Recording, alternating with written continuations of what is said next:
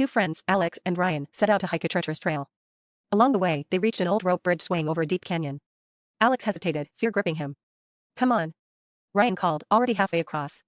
"I can't," Alex shouted, frozen in place. Ryan smiled and walked back. "We'll go together," he said, holding out his hand. Slowly, step by step, they crossed the bridge. When they reached the other side, Alex breathed a sigh of relief. "Thanks, I couldn't have done it alone." Ryan laughed. "That's what friends are for." Years later, when Ryan faced his own fears starting a new life in a strange city, it was Alex who encouraged him. Their friendship wasn't about who led or followed, it was about always being there when the other needed strength. True friends, Alex realized, are the bridges that carry us across life's challenges. Emma and Noah had been married for 40 years, but he had never danced with her. She often teased him, "Will you ever dance with me?" He would smile and say, "One day." On their anniversary, Emma walked into their living room to find it transformed: fairy lights, soft music, and Noah standing there, hand outstretched. "Why now?" she asked, heart racing. He pulled her close and whispered, "Because I finally realized love isn't about waiting for the right moment. It's about making every moment right." They swayed together as if time itself had stopped. Love doesn't wait for perfection, it creates it in the moments we share. Sophia's birthday party was filled with glittering gifts.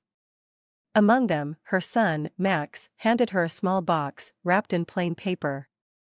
Excited, she tore it open, only to find it empty. Confused, she asked, "What's this?" Max grinned. "It's all the hugs and kisses I owe you. I couldn't fit my love inside." Tears streamed down her face as she hugged him tightly. All the fancy presents paled in comparison to the care within that simple box. She realized the most precious gifts aren't things, they're the love and care we show.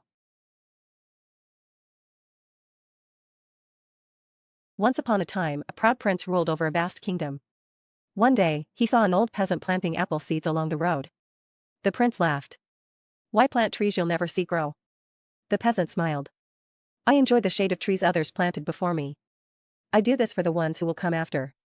The prince scoffed and rode away. Years later, the prince lost his way during a storm. Weary, he rested under a giant apple tree, its branches heavy with fruit. He realized it was one of the trees the peasant had planted. Humbled, he whispered, "The greatest deeds aren't for ourselves, but for those who follow." Once, a young princess loved wandering the kingdom in plain clothes. She listened to villagers' stories and helped wherever she could. One day, a merchant's cart overturned, and she rushed to help. "You're too small to be of use," he muttered. She smiled, lifting a heavy sack with ease. "Sometimes the smallest help makes the biggest difference," she said, stacking the goods neatly. Later, at the royal ball, the same merchant was presented to the court. He gasped when he saw the princess wearing a crown. "You?" he whispered. She laughed gently. "A crown doesn't make a ruler, actions do." From that day, he treated everyone with respect, never again judging by appearances.